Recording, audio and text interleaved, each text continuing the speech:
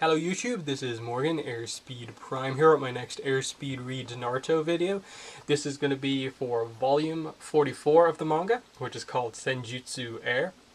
We are back to it being another 10 chapter volume, after the huge volume from last time out. We have chapters 403 to 412, Tears, Taka and Akatsuki, Inheritance, The Key to the Future, Addressee Naruto, Fukasaku's Proposition, Senjutsu Heir, The Battle at Stormcloud Ravine, Eight Tails vs Sasuke, and Quivers of Anticipation. So we'll start with the cover. Really nice cover this time. Gamakichi, Gamatatsu, and Naruto here, kind of highlighting the move to Mount Miyoboku for Naruto to start his training at Sage Jutsu, and just an overall shift in the story away from that. So general thoughts on the volume before we get into some of the specifics. I really like this volume. I think the series has, really hit a peak when it comes to writing here.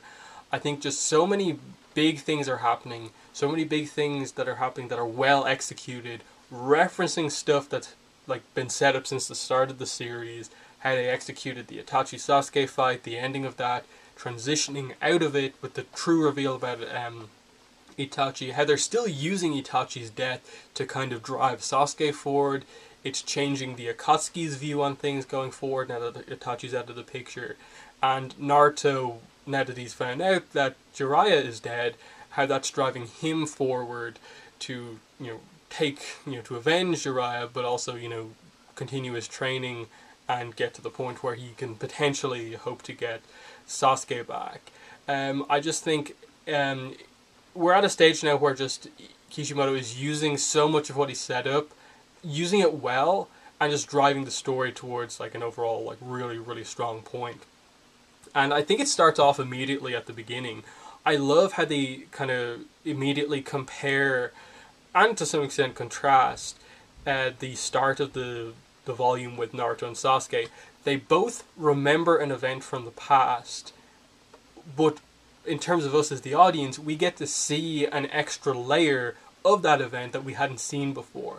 So with Naruto, it's his meeting with Itachi that was kind of mysterious when we first saw it, and it was clear that they said stuff to each other past what we were shown initially, and we get what was actually shown this time around. It's basically, it compares very heavily to the scene with Jiraiya from the end of part 1, where, the whole idea of I won't train you unless you get rid of this kind of crazy idea that you're going to get Sasuke back. He's left on his own, you won't be able to get him back, and Naruto did the whole thing of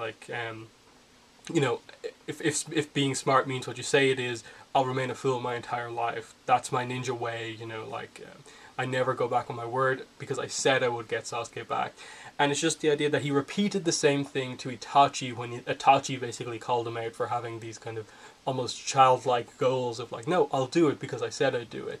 And he just kind of smiles at Naruto, shares a little bit of his power with him, and then leaves. And he just kind of basically shoves one of his kind of crows down Naruto's throat and says it's an aspect of his power, though I hope the day when you will have to use it never comes. So that's important. So it's clearly Itachi, happy with the fact that Naruto is so devoted to Sasuke, left something with him for presumably the next encounter with Sasuke, and that's going to be a big player when things come around. The Sasuke moment is that we get an extra layer on the night of the Uchiha massacre. Now that we know that Itachi obviously did his duty for the village, but he never particularly went out with the aim of slaughtering the Uchiha because he wanted to test his power like we knew before. Knowing that this was actually a really sad thing for him to do, it adds a whole extra layer, finding out that after the bit that we know of, after Itachi basically said, come after me when you have the same eyes as I do and we'll see who's the more powerful, Sasuke pursued Itachi for a little bit after that, threw a kunai at him, knocked his headband off, and Itachi picked it up, and just before he ran off, kind of looked around at Sasuke, and you could see a tear coming down his eye, and it's just a scene highlighting a scene that Sasuke had kind of forgot for so long, but now that he kind of realizes who Itachi actually was, it kind of hits him hard that he was crying that day. I should have known something was up. So really big thing. Just to start it off, kind of highlighting that our two main characters are at some very interesting points. Sasuke has already gone through his kind of big shift of like discovering the truth about Itachi. Naruto is now going to face his big challenge, and that what happens immediately next is that he gets the reveal about the death of Jiraiya. And I like the setup to this. I think it is really well done. He basically just comes out, he sees Gamabunta and Gamakichi there in the village, and it's like, what's going on? Gamakichi seems like he's almost about to tell Naruto. Gamabunta shuts him up and basically says, no, go to see the Lord Elder and Tsunade, they'll tell you. And just the fact that Naruto walks in, everyone's staring at him, concerned looks on their faces. He's like, who is this old frog? You know, he gets a little bit of a lecture about, respecting the elder, saying like he was the one who taught Jiraiya Sage Jutsu. And then Fukasaku tells him Jiraiya boy has died in battle. And we kind of cut away after this point. We just get kind of Naruto's kind of shocked reaction, but we don't get the like emotion hitting him as we kind of cut away.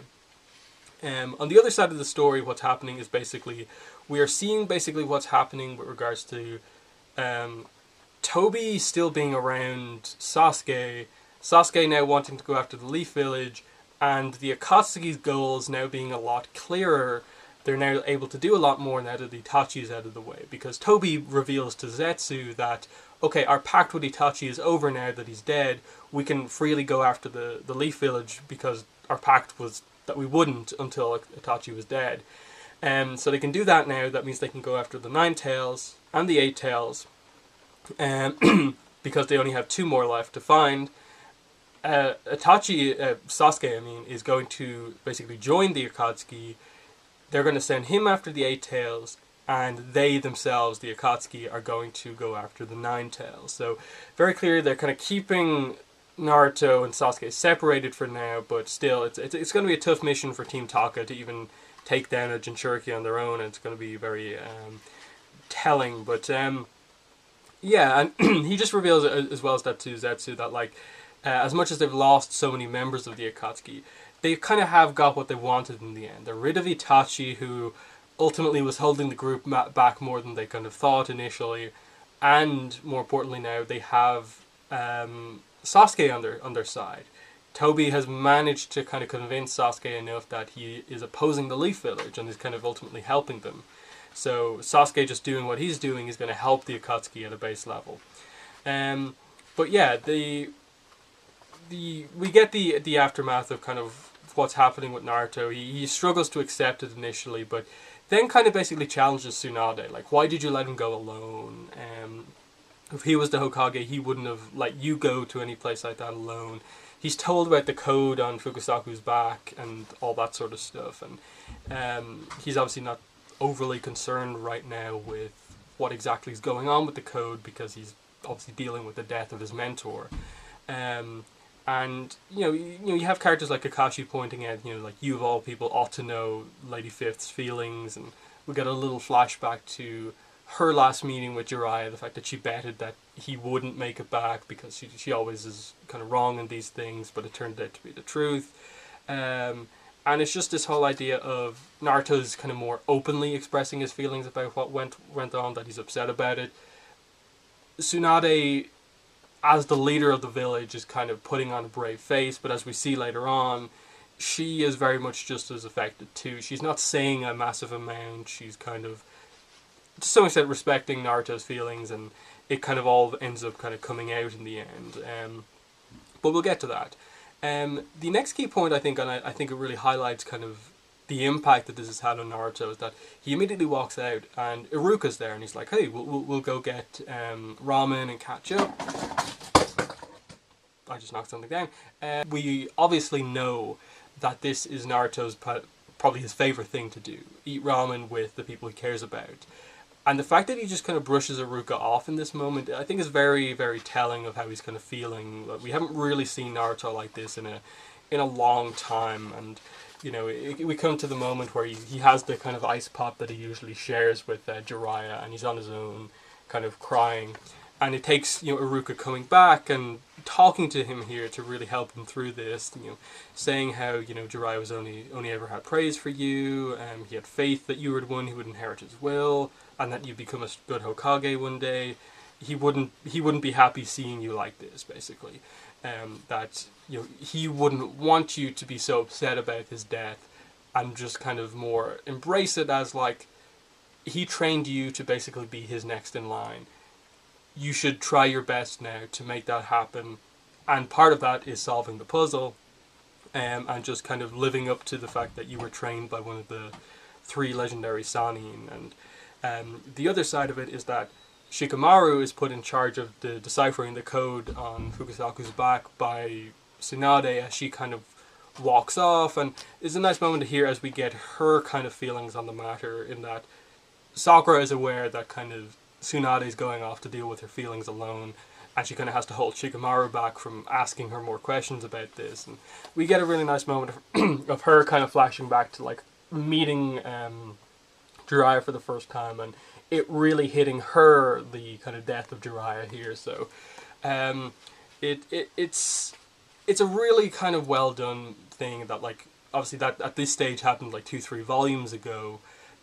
But the impact is really only hitting a lot of the characters now because so much has been happening in the series up to now. But it is a huge moment still. But yeah, we see that all of the other stuff that Jiraiya did. Obviously, he captured one of the Pain's bodies. He captured one of the Hidden Rain ninja people. And basically, Ibiki is kind of put in charge of kind of interrogating them. Shizune is put in charge of doing the kind of autopsy on the Pain body that was captured, and of course Shikamaru is in charge of deciphering it, and he goes down to the kind of cipher section of the Leaf Village that deals with this sort of stuff, and they kind of begin to figure it out, but they don't really have any idea. Even Kakashi doesn't have any idea, and Shikamaru is forced to use his last resort to help solve this. The person who is most recently closest to Jiraiya, that being Naruto, of course. And he kind of ends up having to play the role of like the one who really is the one to snap Naruto out of this.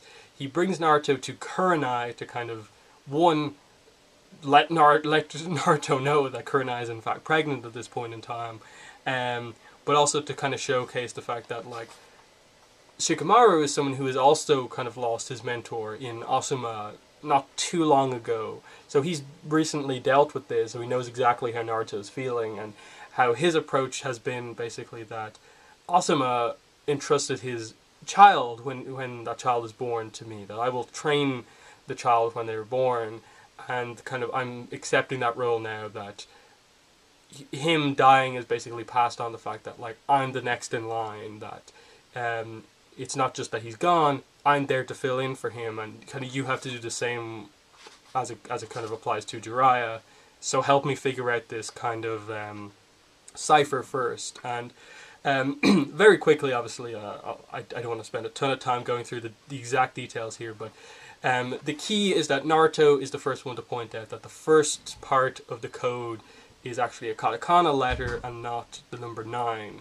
And this really kind of blows the thing wide open, because Naruto, in explaining why it is in fact a letter and not a number, talks about Jiraiya's books, and that gets them onto the idea that, oh, the code has to refer to the books. Kakashi comes to the window, he reads the books, they have the books to kind of go off, and the code very simply reads, the real one is not among them, and they don't really know what this means at this stage. Even Fukusaku isn't entirely sure, but has an idea, but doesn't want to just put out conjecture.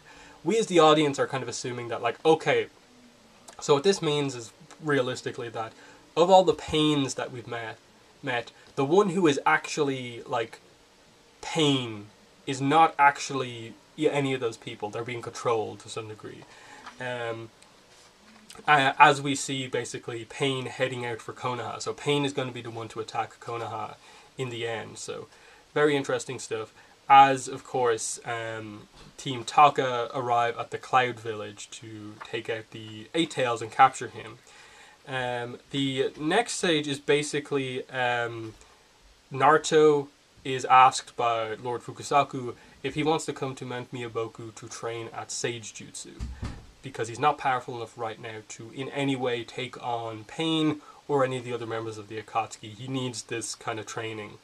Ultimately, Naruto agrees. He's going to do that. He's going to basically become just as good as Jiraiya and basically learn the key technique that was the thing that basically put Jiraiya on a level to where he could even fight any of the Pains, that being Sage Jutsu. The fight with Killer Bee and Sasuke and Team Taka starts, and we see we do actually get to see the Eight Tails Jinchuuriki Killer Bee here for the first time. Very interesting design, lots of swords, sunglasses, and the whole "you fool," and the rapping starts to come into play. He's a very fun character. We don't get a ton on him right now in that the focus is primarily on the fight, but once we start to get more character stuff on him, he is actually really, really fun. So he leaves from Mount Miyaboku. We get the whole idea of reverse summoning, that when you sign a contract with a summoning animal, it's not just that, oh, you're allowed to summon them. You're basically saying, you can also summon me as well. And so Gamakichi summons Naruto to Mount Miyaboku so they don't have to travel there. Yeah, they basically just say, like, everyone in the Leaf Village has a lot of stuff to do with regards to the autopsies and stuff like that.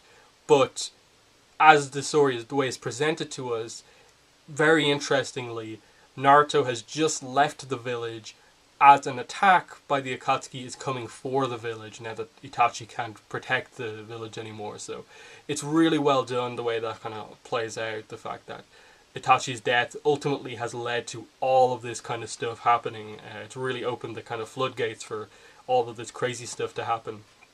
The majority of the rest of the volume is explaining Sage Jutsu to us in a lot of detail, in that it involves this new thing called nature energy, and you have to, at the same time, mix physical energy and physical energy and mental energy, also with energy from outside, the energy of nature, and the whole idea that to do that you need to become perfectly still, you have to become at one with nature, and learn to take in and sense nature energy. It's very hard to do, and this idea that it can give you insane levels of power, that fundamentally Sage Jutsu isn't new techniques, it is an enhancement to techniques that you already have, giving them a supreme power boost, even your taijutsu. The idea that, okay, Naruto, you're going to have to train at this by being still, learning to sense it first of all, but if you take in too much nature energy, you will turn into a frog. So very, very interesting kind of stuff presented here, that it's a tough technique to learn because you have to balance kind of energy levels. If you take in too much, you'll turn into a frog, too little, and you don't actually do anything. So kind of a challenge for Naruto in that he's more of a kind of physical learner, and so the idea of keeping him still and having him kind of become in tune with nature is something that's really going to be telling for him, to see how kind of skilled he ultimately can be at the technique. And after kind of revealing stuff like, oh, Jiraiya never even fully mastered Sage Jutsu. He was one of the best at it, but he never mastered it because to some degree, anytime he used it, he always took on the features of a frog to some degree. Whereas we know it is possible for it to be the case where you don't take on any of the kind of physicality of a frog, but you still get the kind of power boost of Sage Jutsu, and kind of setting up the idea that will Naruto be the one to finally kind of fix everything to some degree. So he begins to train at this. Lord Fukusaku has this kind of bat that kind of smacks nature energy out of him anytime he starts to turn into a frog. And we just, at the end, reveal that Naruto is going to accelerate his training by using shadow clones, just like he did before. But it's even riskier this time, because even if one of the shadow clones takes in too much nature energy, that'll affect Naruto, because obviously the shadow clone will pop, it'll all go back into Naruto, and he'll be the one who turns into a frog. And it's revealed that if he does it too much, he'll turn into stone as well, so he'll basically die. The other side of the story is the first half of the fight of Team Taka against Killer Bee. It's really interesting. Obviously, he uses swords a lot. He instantly takes out Suigetsu, takes out Jugo, and so it's effectively Sasuke against Killer Bee here, with Karin as backup. And we see that Killer Bee is an amazing shinobi, without even using a ton of jutsu. Here he blocks like Sasuke's Chidori attack with his sword by revealing that he can use lightning jutsu as well. And we get a lot of sword fighting that we haven't really seen before. Some cool combo moves between the various Team Taka members. Stuff like the Executioner's blade getting cut through by Killer Bee's strength. And all the time, like, we're like, okay, he's like a Jinchuuriki, but he's not really showing the fact that he's like using any of that power. And we just end the fight with basically Killer Bee about to use the eight tails to some degree. He kind of like sticks his hand up in the air and is like, here comes the eighth, almost as if he has control over it. So it's kind of a pretty big reveal as we're getting into the final stages of the fight. But even then, like, Sasuke still hasn't used a lot of his powers. Like, he uses the Mangekyo Sharingan once in this volume, but it's only to do Genjutsu on someone. So he still has a ton of powers to go, and we're going to get the majority of that fight. So that's basically the volume review. I went through it pretty quickly because it is just a lot of putting things into places. Like, we'll ultimately get Naruto to Mount Miyaboku, explain this to him, but we haven't seen the majority of the training just yet, and then the key parts of the fight haven't happened yet. I think primarily what I like about this volume is the early stuff of just like connecting everything together and pushing the story into its next arc with the attack of pain incoming while Naruto is away from the village. So that has been the volume 44 review for the manga. I'm just going to end the video by saying links in the description to my Twitter and Tumblr, as well as my Patreon campaign and PayPal donation link if you want to support my channel or follow me on social media. But that has been the video. Thanks for watching, and bye.